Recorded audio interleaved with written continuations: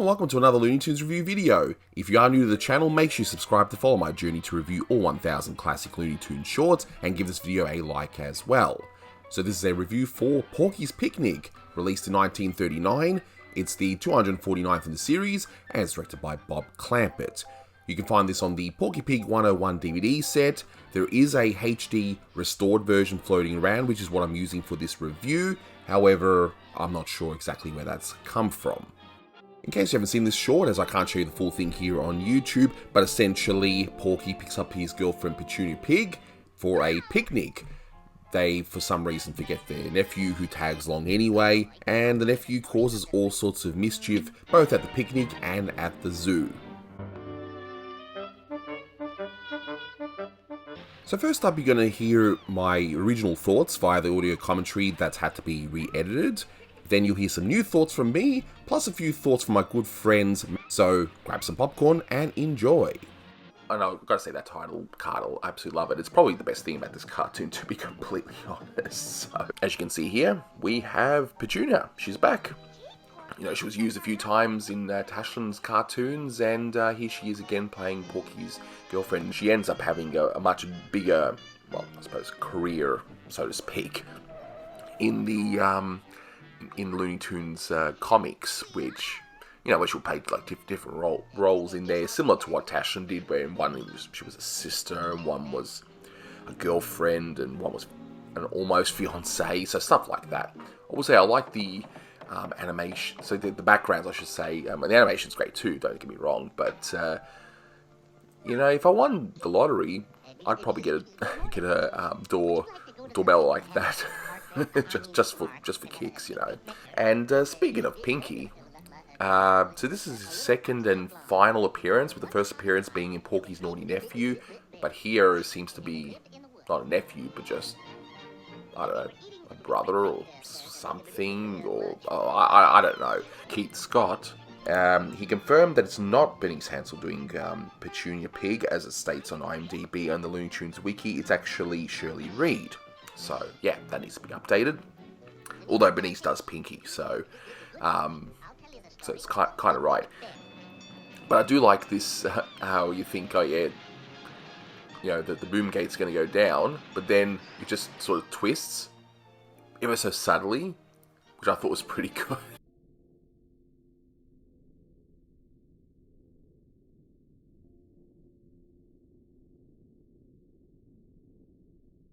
And this 515 train was originally from Bosco and Bruno, which was then reused a few times in some later cartoons as well. So maybe, I don't know, trains were too hard to draw. I don't know.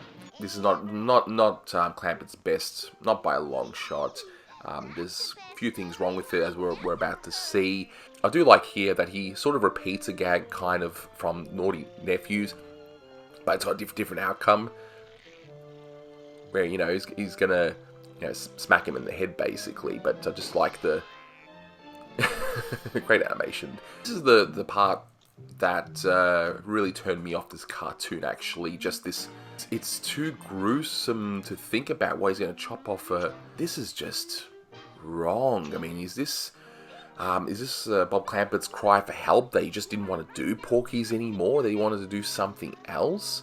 But I do have to wonder, though, in the beginning of the cartoon, you had Pinky in the high chair sleeping, and Petunia was just going to leave with Porky. Just, I can't even begin to explain that one. Maybe she's just a bad sister or something. Problematic element like this one here. You're going to see Petunia get some mud on her face, and yeah. So those are my original thoughts at the time. So here are two extra things that I missed out on. If you look in the background, you'll see here the Cats studio, and I only noticed it now because this is the HD print, and when I did the original commentary, it was in the Porky Pig 101 set. But for those that don't know, that's based off of Ray Katz, who was Leon Schlesinger's brother-in-law, who worked at the studio at the time. And we also get a very blink and you miss it sign saying Looney Tunes, a sight for sore eyes at community halls. So yeah, Looney Tunes by this point was incredibly popular, so I would imagine in smaller towns like this that would have played them on the screen along with other movies they were able to get. And now here's a sample from the Bob Clampett Retrospective Part 1 video where we discuss this particular cartoon. The next one is a little bit notorious because it's got a few really cringe-worthy gags, which I don't know if it pushes things too far or not, and that's, of course, in Porky's Picnic, where our good nephew character comes right back. We all love that, right? Now, Eli and Manny, you both wanted to talk about this one, so we'll start with you, Eli. Yeah, what are your thoughts on this? Yeah, I don't like it, but that's my view, but what are your thoughts on it anyway? Kind of see it as not like a similar rendition, but kind of somewhat similar to those Popeye cartoons where he's chasing after Sweet Pea, especially, since this takes place in the zoo in the second half of the cartoon. Of course, you think of, oh, little Sweet Pea, that one Popeye cartoon. But oddly enough, even with all the crazy shenanigans happening and Porky getting really sick of it, no idea why, but that last gag at the end where Pinky just gets smacked by the squirrel, I don't know why, but that whole ending just made me feel so satisfied. Like, yeah, you deserve that. You're a little worm, Manny, what are your thoughts on that one? Eli pretty much mentioned most of it, but I will say that the beginning where, Porky's about to pick up Petunia, he's combing his hair, his non-existent hair. I know the feeling, being someone who shaves his head. And I don't know, that whole part over there in the beginning where, Porky's getting ready to go on his picnic with his girlfriend. It's, again, that's what even though not every cartoon is a gem in the early Clampett filmography, there's just charm to it. And yeah, you could tell that Clampett was like, all right, let's do something else because Porky... And it's just, I don't know. There's always that debate, too, where, like, you heard from some of the directors, especially Tashlin, that Porky was a bland character, that he was like Mickey Mouse, that you needed others around him. And Porky's my favorite character. I've said it before. And I think that even though he's not as funny as Daffy and Bugs, and fortunately, Jones and McKimson later on revamped Porky, the awesome straight man, to Daffy shenanigans. I think a cartoon like this one in the beginning, especially when he's going on the date and he starts telling the story to Pinky, even though Pinky's about to do some crazy stuff, it's just that charm and that innocence of Porky shines through in the beginning of this short. And I think that's why he's always been like my favorite to this day, even though he's not as LOL funny as his later characters that eventually took his spotlight. And now my good friend Huey Nelson gives his thoughts on this short, so take it away, Huey. What's up, Anthony? And I'm glad to be back discussing my favorite director, Bob Clampett, and one of his cartoons, Porky's Picnic. This cartoon has its ups and downs, where you could feel Bob Clampett's energy in this cartoon and where his head is when making this cartoon. At this time, since it's 1939, I think since he exhausted all his cartoons with Porky in the previous year, he's slowly but surely reaching a burnout with Porky, and it's only going to get worse around 1940. 1939 was pretty much a hit or miss for the Warner Brothers cartoons. Some of their shorts are pretty much bland, and some of them are just, and the rest of them some of them are good, where good being the highest.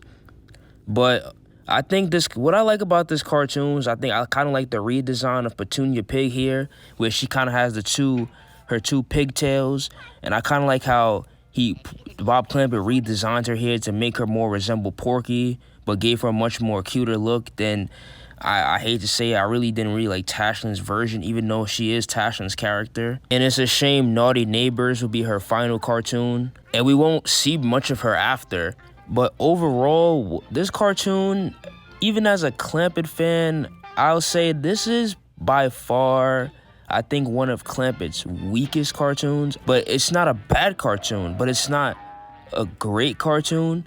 I mean, the picnic aspect of the cartoon, of the title, is pretty much thrown out the window by the time we get to the park. And by there, you can really see Bob Clampett is just done with Porky. By the time we actually get to the park, they're not really doing anything. Porky's suggestion is he's going to take a nap. Now, there's a few good gags here and there where Pinky whacks him when he's asleep, and Porky wakes up when he's about to whack him again.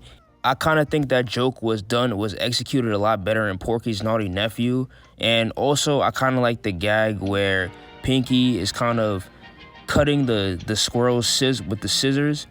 But at the end, he does get his just desserts by that same squirrel at the end. Even though I feel like he kind of deserves it because Pinky is just obnoxious throughout the entire cartoon, especially when he starts walking to the zoo through danger. I kind of like the gag where Porky is kind of getting chased by the lions in the process of saving Pinky in the cage, and then he stops the chase to save Petunia from fainting, then walks back into the cage just to continue the chase. Also, I like the early gag where Pinky unhooks the sidecar in Porky's motorbike, and then they end up still riding, and then they end up reattaching when Porky is done with the story. And then before that, when they're about to cross paths with the train, but the train automatically stops, letting them go. I think this cartoon would work better for a Buddy or Bosco cartoon, but for Porky, I think it could still work. But you could tell with Bob Clampett directing around this time, he's kind of getting bored of Porky. There's not really a lot of picnic-related gags here, like maybe some troublesome ants or some of the wild animals around them stealing their food would have probably worked for this cartoon. But overall, it's not a bad cartoon, but it is the epitome of what Porky Burnout was doing to Clampett, and you'll only see it in the next year or so until he takes over Tex Avery's old unit and gets to work with Bugs and Daffy, and then he finally gets the inspiration to work with Porky again, and then his departure. So thanks, Huey. Yeah, I pretty much agree with what Huey said. I mean, what he's basically said is what I would have done had he not given me that audio file of his thoughts.